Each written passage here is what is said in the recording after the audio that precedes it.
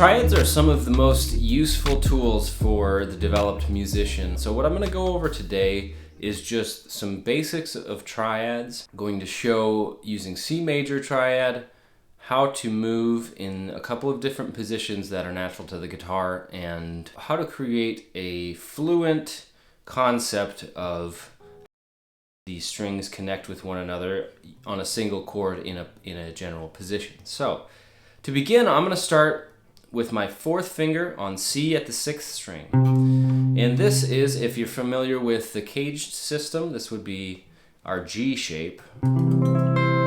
Just imported from the open position up to the 8th fret here, 7th fret, 5th fret on these three, and then the 8th fret here. This isn't the exact voicing I'm going to be using for showing you the different triad inversions, but it's very close. There's one note different, and that note is this C on top is going to go down to a G here.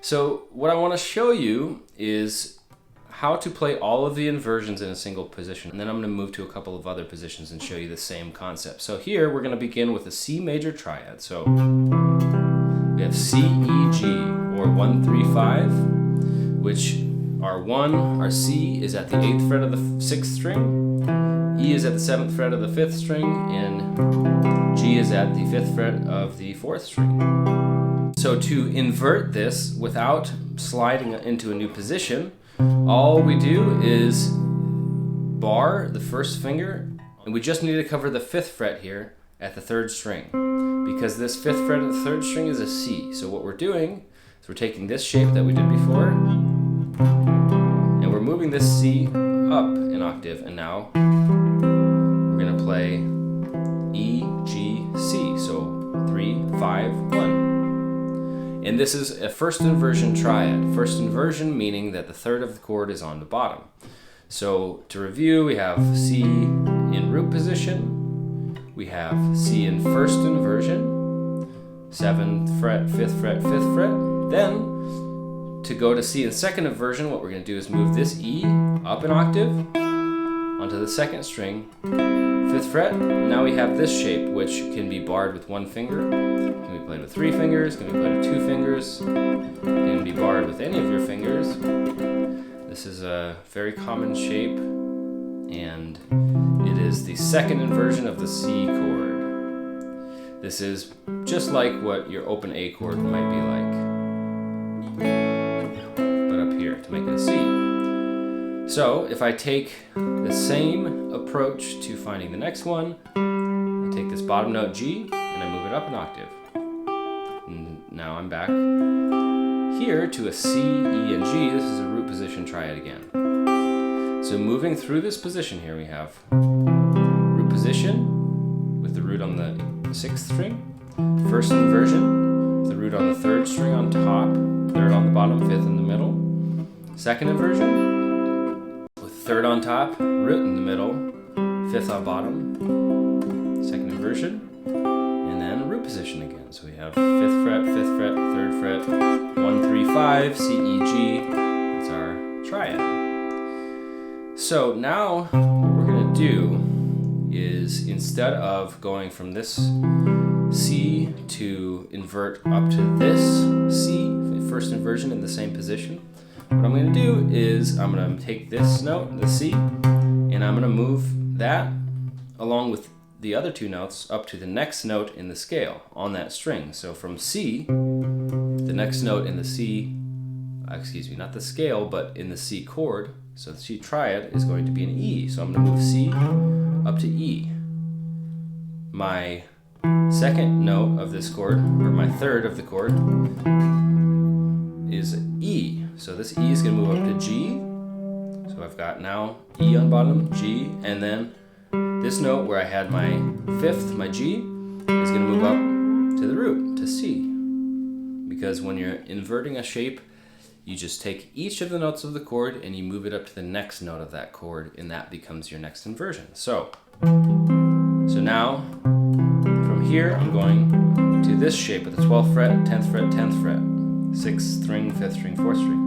And this is the exact same shape that we played here, but instead of being on the 5th string, 4th string, and 3rd string, it's on the 6th string, 5th string, and 4th string. So this is going to begin the next position of our C major triads. And this, if you're thinking in a caged system, this would be your E shape, but instead of this root note here, we're moving it up to the 3rd. The rest of the shape is the same. So from here, we have our E, G, C, and this is a first inversion because the 3rd of the chord is on bottom. Now to invert this up, I'm just going to take my E, move it up top, and now I've got the shape of what's familiar as an E chord, this shape, but here on G, C, E, so that it makes a C chord in the second inversion. So this is our first inversion here, second inversion. Now this is going to be root position, so C, E, G. And I think of this chord shape as coming straight out of this bar chord. It's because it's just this note, and that note coming out of that.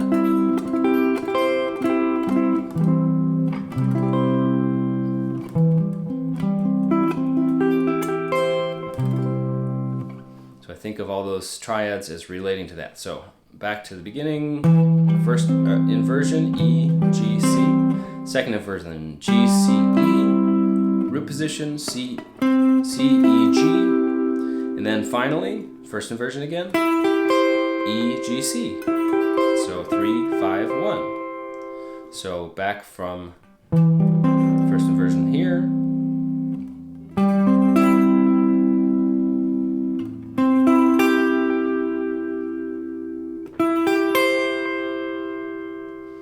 So if we start from the beginning in this shape, we have our root position, first inversion, second inversion, root position, then we move up to E here, first inversion, second inversion, root position, first inversion. Now, following the same principle that I described earlier, where if you're inverting a chord, all you do is you move each note of that chord up to the next chord tone, or the next note of the chord. This E is going to go up to a G, because E is the 3rd, G is the 5th. This G is going to go up to C, because the 5th goes up to the root, because that's the next chord tone. The root is going to go up to the 3rd. So now what we have is the shape of an E chord again, but instead of being where an E chord normally is, here, on the 3rd, 4th, and 5th strings, this is going to be moved one string down, sonically down, not directionally. And now we're going to be on G, C, and then E. So this corresponds to the C position of the cage system, if that helps you. Very similar to the D position, which is one of the reasons that I don't like the cage system, because C and D are pretty much based on the exact same shape of the guitar. The A and G, similarly, also based on the same shape. So anyway, I think caged can be a helpful tool for people to start understanding the patterns of the guitar, but as with any system of naming, it's not a be-all, end-all. It's just a way of pointing to something that's true on the guitar, and that is that patterns are shaped sometimes like the open chords that we play. The patterns of the guitar are dictated by the way the open strings are tuned, so that's naturally the case. Starting from second inversion here at the 15th fret of the 6th string, 15th fret of the 5th string, and the 14th fret of the 4th string, that's going to be our second inversion C major chord, because this is the G, the 5th is on bottom, and that makes it second inversion. So if I invert up from here, what I'm going to do is take my G, put it on top. Now I've got C, E, G, so this is root position, 1, 3, 5. Here I have my C, and I'm going to move that up an octave to second string, 13th fret. And now I have 14th fret, 4th string, 12th fret, 3rd string, and 13th fret, 2nd string. And this is a first inversion triad with E on bottom, G in the middle, C on top. the next shape, I take my E and I put it on top, and now I have a D-shaped chord, but at the 12th fret, 13th fret, and 12th fret again. So if I want to go backwards, I could go from here, I could take my E, put it on bottom, and my shape becomes this. I can take my C, put it on bottom, my shape becomes that, and then I can take my G, put it on bottom, and that becomes my shape. So I'm going to review these 3 positions of the C major triad, and then I'm going to show you how I move between them on each string set. So beginning with root position C major triad, beginning on the 6th string, 1, 3, 5, then we move our root note up an octave, and we have 3, 5, 1. We move our 3rd up an octave, we have 5, 1, 3. We move our 5th up an octave, we have 1, 3, 5 again. Moving to our next position, we have 3, 5, 1, 12th fret, 10th fret, 10th fret. We have 5, 1, 3. We have 1, 3, 5. We have 3, 5, 1. Now moving from this position up to the next position, the second inversion, we have 5, 1, 3, 1, 3, 5, 3, 5, 1, and 1, 5, 3 to end in second inversion. Now, if I move up again, I'm back to where I started.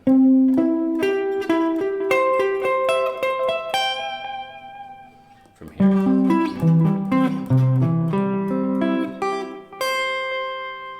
I'm going to show you on each string set how I invert these chords moving up and interchange between these different positions. So I'm going to start with the ones that I use the most, which happens to be the 1st, 2nd, and 3rd string and the 2nd, 3rd, and 4th string. I don't use the triad forms on the other string sets as often. I still use them and they're very useful and worth practicing, but I'm going to start at the top where I find the most value. So beginning with root position, we have C, E, 5th fret, 5th fret, 3rd fret.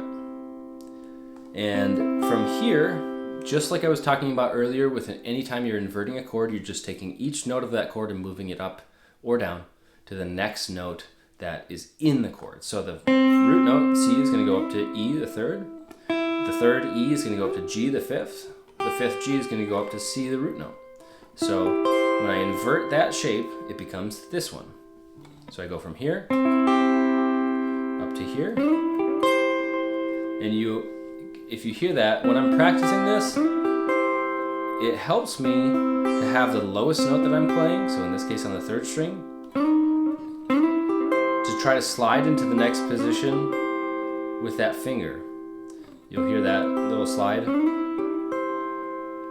Anyway, I find that helpful, maybe you will too. So we got root position, 1st inversion, and then 2nd inversion, which is our D shape. You can do it with whatever finger arrangement works for you. So going through each of these, we have root position, 1st inversion, 2nd inversion. And if I went up one more time, I would just be repeating my root position because a chord made up of 3 notes has 3 inversions.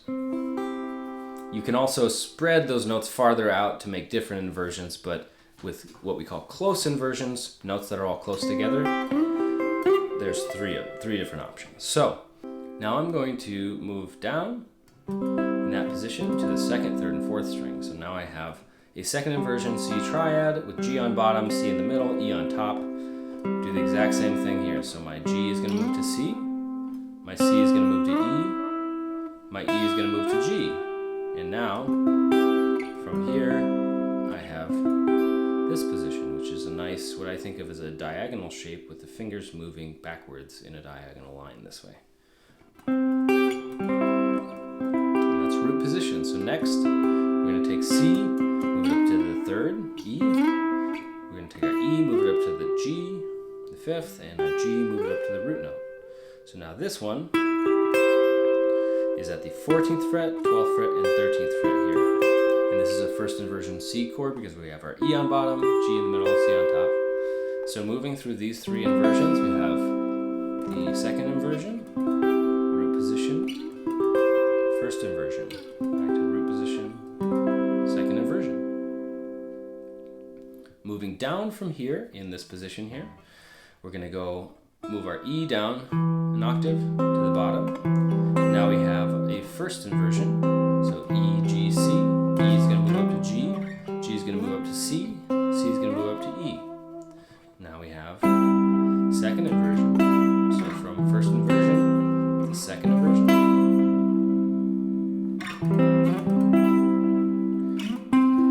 Now from second inversion, our G is going to go up to C. Our C is going to go up to E. And our E is going to go up to G. So beginning back here with first inversion, second inversion, root position,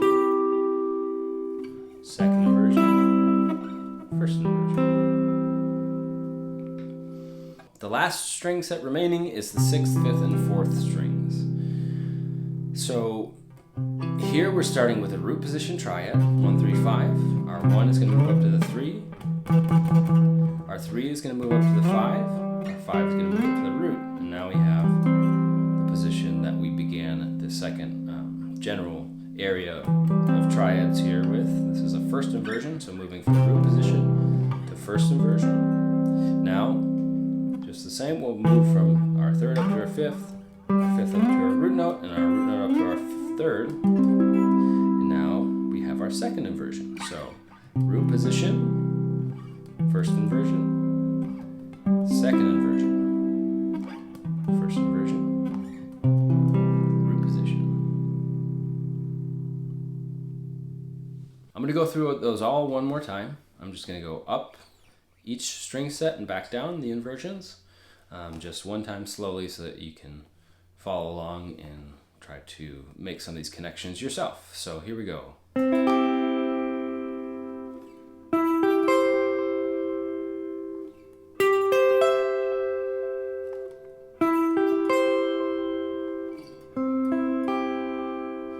Next string set.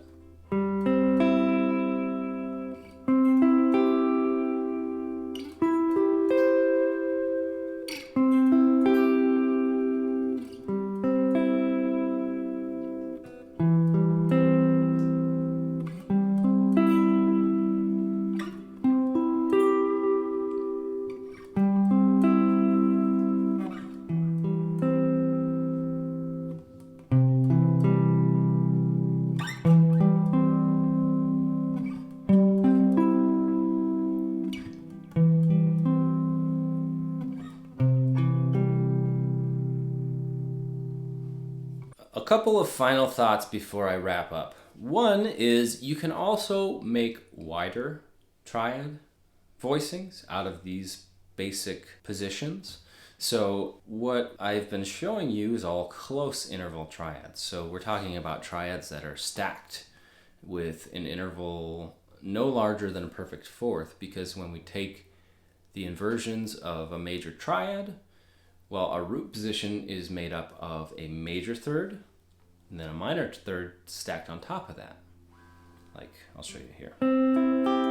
So C to E is a major third, E to G is a minor third. Now when we invert it, it changes the intervals.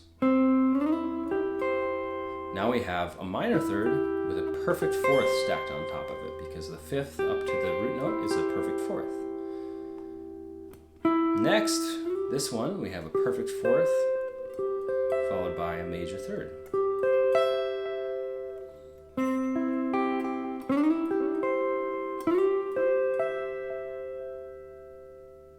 So you'll see that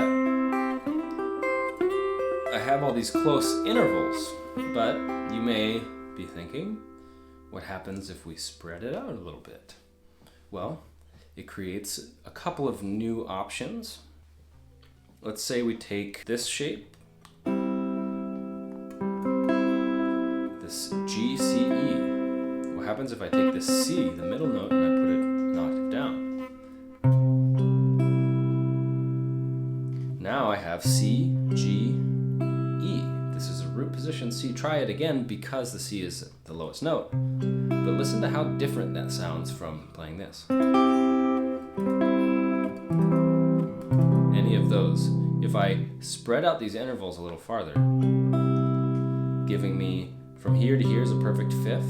From here to here is a 10th, or an octave plus a major third. From here to here is a major sixth. So this really opens up the sound of the chord here. It's still just a triad. I can do this again if I just invert up. I put my C up to E, my G up to C, my E up to G, and now I've got a first inversion triad where I have a fifth on top. I've got these nice wide intervals. I got a minor sixth and a perfect fifth. Sounds beautiful. So we can do that also. Next, coming up to this position, I'm just going to show you these voicings rather than going through them in exhaustive detail, but we have our root note. We can put our third here and our fifth on bottom. This would be like if we took this voicing, 1, 5, 3, and took the 5 and put it down an octave. Now we have a spread voicing where we're skipping a string in between each one, and it has this beautiful open sound. This wide open, kind of airy sound that could sound really nice in a lot of contexts. If we go down, I'm going to move my root down to the fifth. I'm going to move my third down to the root. I'm going to move my fifth down to the third for another version of an open, wide interval C major voicing.